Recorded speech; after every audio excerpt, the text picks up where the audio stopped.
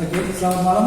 Kabar baik malam ini kedatangan tamu yang sangat istimewa, Mas Markus Ali. Beliaunya ini di samping aktivis, politikus, pemerhati TikTok juga, juga salah satu aktivis gerakan masyarakat di Gemati. Nah ini beliau ini salah satu idola saya untuk di gerakan di Gematinya ini karena non profit oriented, di kebudayaan lebih utamanya dan kegiatan sosial seperti itu Mas Ali. Nah sebelum menjadi aktivis, politikus, kegiatan sosial seperti itu, Mas Ali dulu ceritanya itu gimana? Atau cita-citanya itu apa gitu? Saya itu hampir tidak, kalau ditanya soal cita-cita saya nggak pernah bisa menjawab. Ini yang aneh ini. Karena mindset dari dulu itu kan yang ditanyakan pasti cita-cita. Iya benar. Tapi ternyata saya nggak bisa. Saya harus jadi dokter. Saya pengen jadi tentara, pengen jadi polisi. Ternyata kan tidak sesuai dengan apa yang dipikirkan. Iya. Mengalir saja gitu. Tiba-tiba ada tentara yang kecelakaan, mati. Kan tentara ke perang jadi mundur. Dokter ketemu mayat mundur. Itu kan akhirnya sudahlah, saya ini anak petani, jadi saya harus mengembangkan pertanian. Dan alhamdulillah sejak kecil saya membantu orang tua bertani, terus kemudian saya suka membaca, terus belajar menulis, terus kemudian saya kuliah. Baru di situ saya mengerti organisasi. Akhirnya masuk ke politik juga itu ya? Mengerti soal politik dan macam-macam. Kenapa kemudian ada Gemati juga di Lamongan? Proses itu yang kami alami. Iya, berarti istilahnya tidak mak dikutuk gitu ya. Jadi ada proses-prosesnya tadi. Nah ini yang perlu, yang ingin saya tanyakan tadi di Gemati tadi. Itu kan ormas istilahnya. Asal muasalnya itu gimana?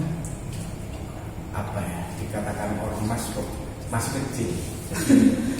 Anggap saja komunitas. Komunitas ya. Anggap saja komunitas. Jadi Gemati ini kan kita mengajak teman-teman muda, teman-teman milenial yang kebetulan kebingungan dalam menjalankan aktivitas. Maksudnya wadahnya itu ada gitu ya. Yang paling penting sekarang teman-teman milenial itu kan, aku konconi sopo. Oh iya, aku iso kerjaku. Iya kan gitu kan. Iya. Nah, dari kebuntuan itu kemudian teman-teman kita ngumpul iki enak iki.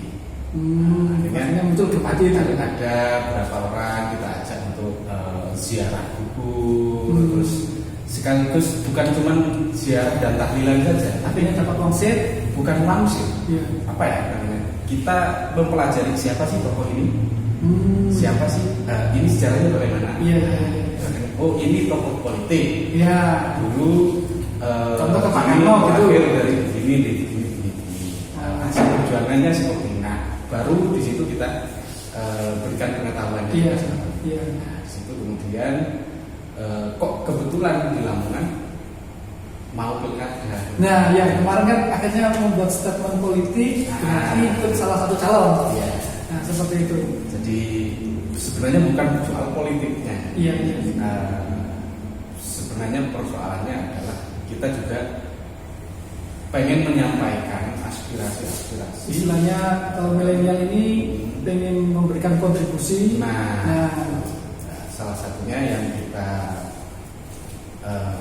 yang kita tuju adalah soal kebudayaan yang ada di Lamongan. Iya. Kan banyak sekali peninggalan bersejarah. Iya, termasuk di Pataan. Terus sumber pertama Kali Lamong. Iya. Bukan ada di Sporami. Nah, itu kan hilang dari sejarah. Iya. Nah, dari situ kemudian kita sampaikan kepada calon waktu itu, walaupun kalah ya.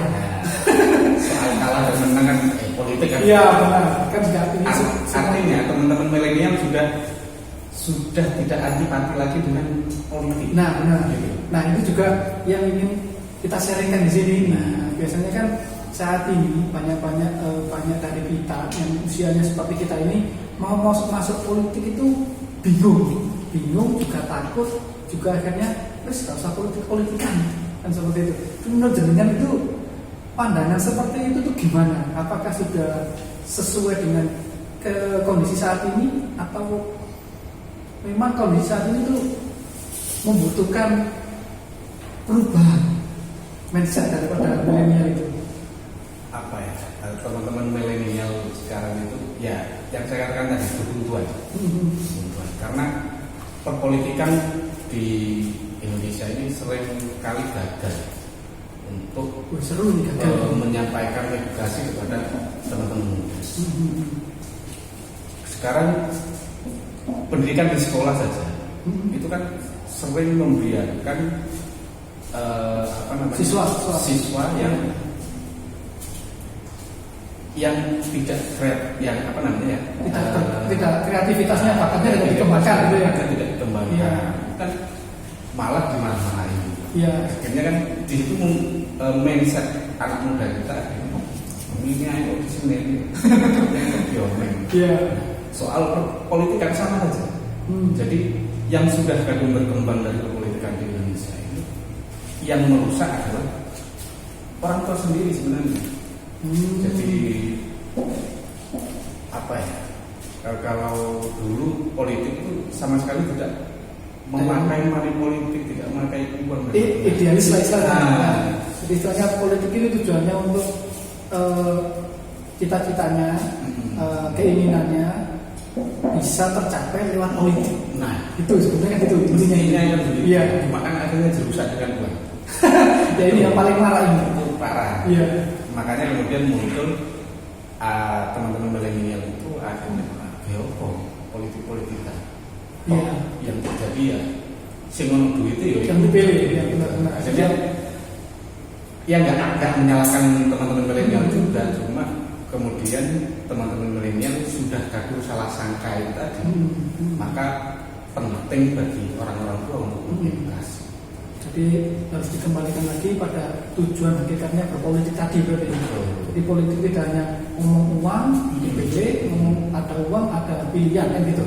Karena program atau visi misi yang ditawarkan kan gitu ya. Karena apa ya? Karena semua keputusan di negara, di apa namanya di kabupaten misalnya, itu melalui politik. Istilahnya kita bangun sampai tidur itu hasil dari keputusan politik kan? Dari keputusan politik. Kalau mereka pengen apa terus kemudian tidak sesuai dengan aturan kan bisa bingung juga nanti. Produk dari politik salah satunya kan aturan. Iya, legislasi tadi ya. Dan aturan itu diputuskan melalui misal kalau di Lamongan ya di Dewan. Iya. Di kantor Dewan. Jadi kalau istilahnya tidak mengikuti politik kemudian ini tidak pernah merasakan pembangunan. Atau sebetulnya pembangunan juga jalan hasil dari politik. Ada raperda, ada RAPBD, APBD, karena semua dibahas di hasil dari politik itu. Makanya kan anak muda ya harus ikut serta. Malah kalau bisa teman-teman muda nyalek semua. Harusnya begitu. Biar yang tua-tua itu kita gantikan gitu. Biar yang berpengaruh itu berkurang. Karena selama ini kan kita selalu kalah dengan orang yang berpengaruh. Iya kan juga modalnya banyak dia. Itu maksudnya. Iya. Kerajaan ini harus dibongkar. Iya. Karena yang muda ini mau nyalek, mau masuk politik, kalau sudah lihat, waduh itu kerajaan mundur mas. Iya. Itu kan yang dilihat akhirnya gajahnya. Iya. Tapi saya kok yakin di Lamongan ini teman-teman muda mulai kreatif, mulai terbuka bahwa ya memang kalau mau perubahan harus di politik. Iya benar. Kalau harus menyampaikan sesuatu ya melalui partai politik. Karena tidak bisa bersuara di jalan tanpa demo pun di jalan sampai berhari-hari, sampai berlama-lama. Kalau tidak punya perwakilan di dewan juga kemarin sudah serahkan kan RT RW. Kan lolos ya kan? Iya. Jadi nggak punya lagi ya. Karena apa ya? Ada gajah-gajah. Ada kerajaan-kerajaan kecil yang mengalahkan otak-otak untuk idealis tadi. Jadi intensitas berpolitik milenial ini harus benar-benar terus yang milenial ini kalau mau masuk politik ini apa yang disiapkan kan? Tadi saya sudah ngomong, contoh saya kan mau masuk politik, saya lihat gajah-gajah tadi itu sudah benar duluan. Walaupun saya punya idealis. Sebenarnya pertanyaannya bukan itu. Gimana ini? Bukan apa yang harus dilakukan. Tapi pertanyaannya, aku iso apa? Nah ini bos itu ini. Aku iso apa? Di dalam politik itu apa ya? Tidak serta merta, maksudnya politik secara keseluruhan. Iya. Tidak serta merta karena saya punya uang. Iya. Enggak cuma walaupun punya uang tapi enggak punya. Enggak iso apa kan yo. Susah juga. Iya, akhirnya waktunya habis nggak jadi. Nggak jadi. Stres juga. Karena banyak enggak cuma di Lamongan, di luar kota juga suka buru duit keluar banyak, dan dia nggak ngaruh sama sekali, nggak punya teman banyak, relasi dan macam-macam ya gagal, akhirnya stres kan. Nggak jarang ada orang gila juga. Makanya yang perlu dipersiapkan sebenarnya adalah mental. Terus kemudian pengetahuan berpolitik itu untuk apa? Itu aja sebenarnya. Terus kemudian punya banyak teman. Jaringan berarti. Jaringan. Berarti yang utama ini jaringan dulu berarti. Jaringan. Kalau punya kalau punya uang tapi nggak punya jaringan, yang terjadi kayak tadi itu. Berarti harus ikut grup WhatsApp banyak tadi, grup WhatsApp SMP, SD itu jaringan semua. Nanti waktu mau masuk ke politik itu kan jadi pakai berarti. Kan nggak kaget akhirnya. Iya. Meskipun kalah, ya sudah. Yang paling penting kan mindset kita tadi. Mindset bahwa berpolitik itu ya harus yang gembira. Iya. Tidak harus melulu aku tadi dewan kok akan begini, bukan begitu. Yang ada saat ini ya seperti itu. Makanya akhirnya yang milenial ini memandang politik itu kotor. Seperti itu kan akhirnya. Karena kebanyakan yang saat ini terjadi di negara kita, di legislatif, di politik, orang-orang politik kita kan banyak pemodal atau pengusaha. Jadi tidak punya runtutan dulu berkader dulu dari orme. Rata-rata sekarang itu yang paling penting punya uang nyalek. Yang paling, dan kita lihat saja. Kita lihat ini bisi-bisi. Iya. Jangan sampai dengar ini bahaya. Jangan dihapus ini. Yang ini dipotong aja nanti. Yang ada di Dewan sekarang. Iya. Yang Lamongan ini ya. Lamongan aja. Lamongan ini. Berapa persen yang pengusaha? Ya di atas 70% kayaknya. Kalau nggak gitu ya masih saudaranya. Masih ya ada hubungannya lah. Nah ini pentingnya anak muda, teman-teman LB untuk bergabung agar tidak melulu itu aja banyak. Harus ganti. Dari berapa sekian periode misalnya ada partai ini misalnya. Berapa periode dia terus. Iya. Itu kan susah ya. Bagaimana mau merubah Indonesia ini sudah itu loh. Makanya teman-teman milenial harus hadir, harus masuk, kalau bisa ya nyalek. Nah kebetulan Mas Ali ini kan juga saya lihat profilnya kan juga ikut partai juga.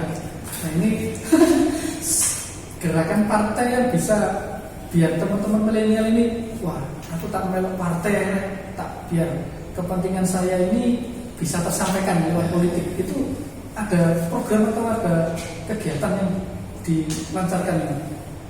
Partainya jangan nggak usah disebut ya. Mestinya setiap partai punya. Iya.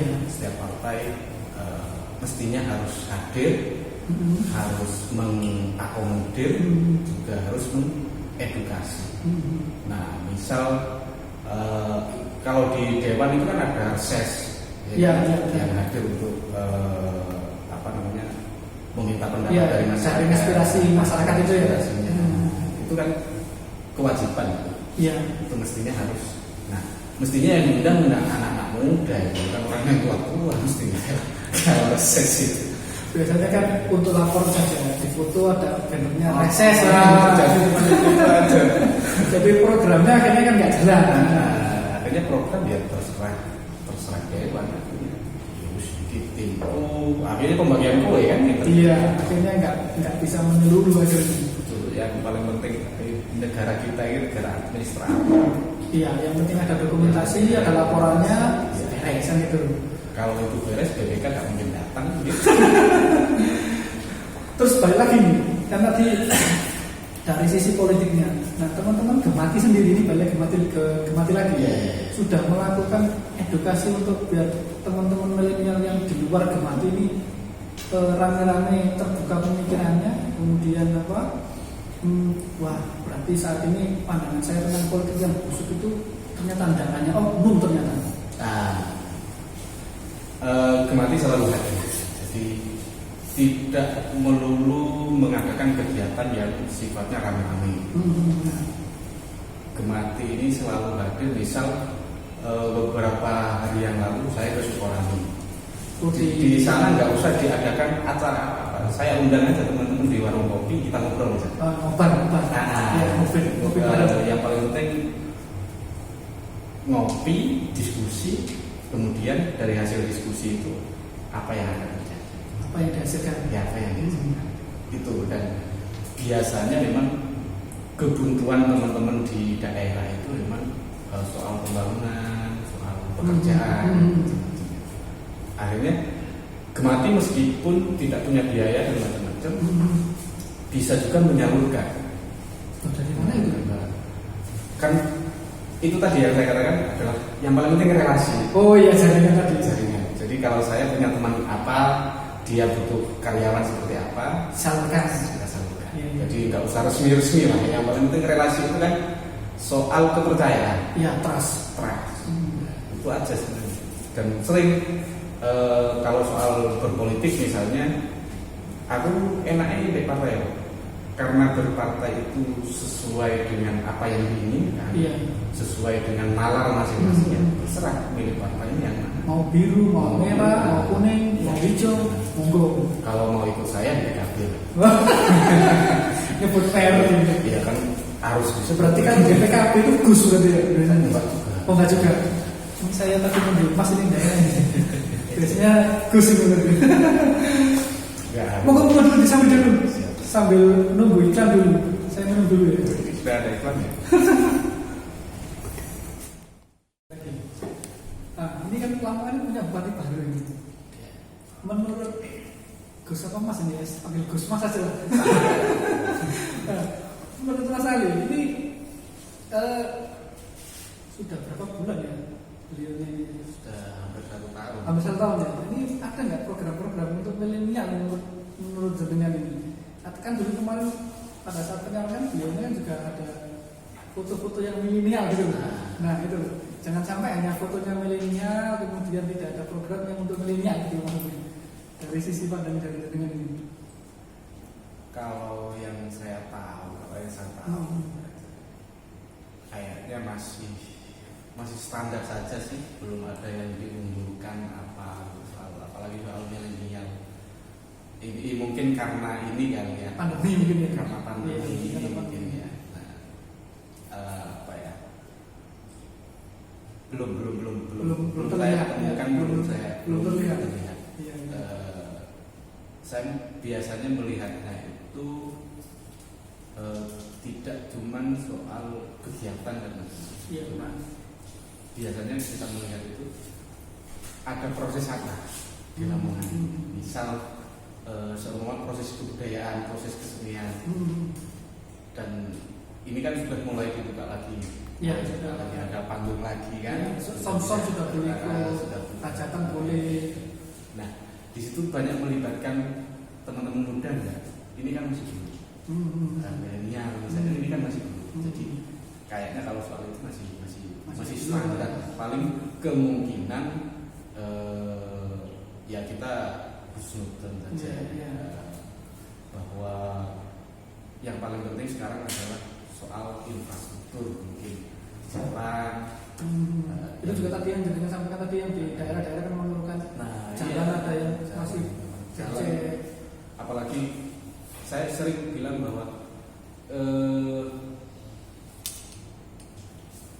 kejayaan kalau kejayaan kan kejayaan iya. mestinya harus dimulai dari pojok-pojok, dari pojok-pojok kabupaten. Misal di desa Rumpuk, Mantung, itu kan jalannya masih sangat, ya itu off-road itu. iya. Dipakai off-road biasanya. Kalau mau ada program jamulan, Iya. Ya dimulai dari pojok-pojok itu. Iya. Jadi kalau dari pojok-pojok itu sudah terbangun, masyarakat ekonomi di perpojokan, di perdesaan itu sudah terbangun, di kota pasti merasakan juga nikmatnya kejayaan. Imbasnya itu ya. Iya. Kalau hanya di kota saja yang dipoles, ya akhirnya- sampai desa nggak terasa. Yang terjadi akhirnya banjir setiap tahun kan. Lebih banyak banjir ya dibanding enggak. Itu yang terjadi. Saya punya teman di Turi itu, kalau saya tanya gini, di Turi desanya itu yang dekat Bengawan Jeruk, dari kecil sampai sekarang yang nggak banjir kapan? Jauh. Belum pernah. Jadi setiap ada hujan gini pasti banjir. Pasti. Seperti itu. Itu karena malah ngomong soal banjir. Iya. Padahal semestinya nggak ke arah itu sih.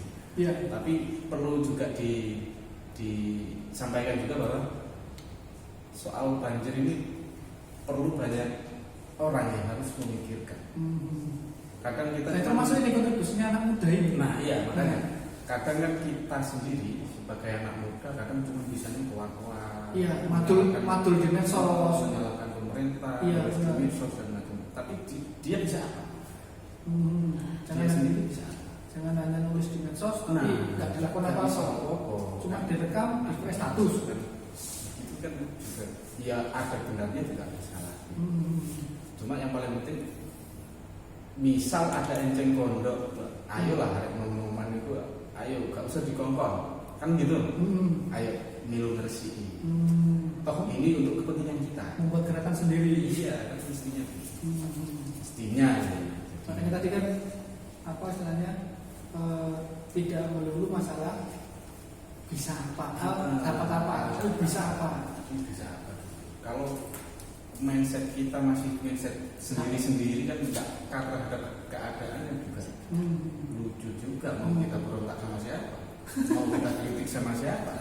Iya. Kalau kita sendiri nggak bisa ngapa-ngapain. Iya. Kadang-kadang misalnya menyalahkan kalau ini salah pemerintah desa, salahnya Pak Camat, akhirnya salah semua kan. Iya. Gak tahu mana yang harus dikritisi. Nah itu makanya kan pentingnya anak muda ya. Yang paling penting adalah membaca. Iya. Itu yang paling penting. Kadang-kadang kan juga di desa-desa itu kan juga ada APBD. Nah karena teman-teman di desa yang milenial yang muda-muda itu tidak membaca, hanya dipajang sama Pak Kades, biasanya kan dipajang di pojok-pojok, kan dibaca, kemudian nggak ada programnya, nggak tahu, nah kan gitu tadi. Akhirnya ketika terjadi apa-apa nyalahkan Kades. Iya. Itu yang sering terjadi biasanya. Jadi ini pesannya ini harus banyak membaca ini buat milenial ini. Harus banyak membaca. Dimulai dari membaca. Kalau kita mau apa saja. Kalau saya menjadi ketua Kemati itu kan karena memang dimulai dari membaca. Di membaca itu tidak cuma harus membaca buku loh ya, baca berita dan macam-macam. Tapi membaca keadaan. Iya. Kan, jadi agar kita itu punya insting yang baik, kegelisahan itu biasanya. Ya. Kalau sudah seseorang punya kegelisahan, nah di situ dia akan terus bergerak. Kan gitu.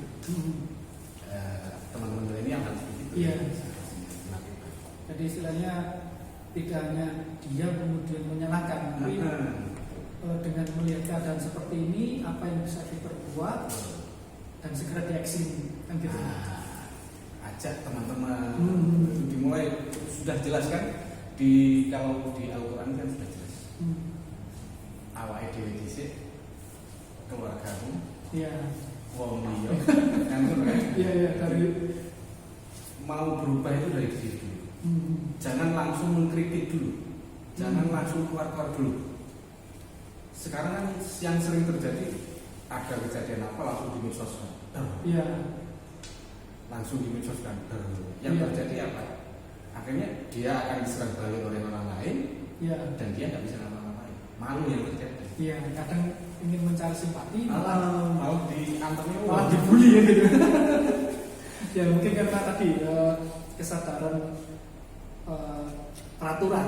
Peraturan kan sudah wujud dari tadi, dari unsur politik tadi, dari legislatif tadi. Jadi karena pembacanya kurang, ingin cepet-cepet biar viral, sekedar diupload tanpa dipikirkan ke belakangnya gitu. Betul. Jadi kasihan juga kalau kita terlalu mementingkan emosi.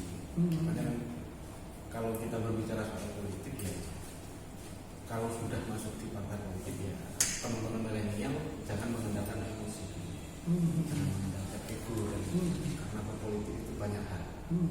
Selain kita harus belajar tentang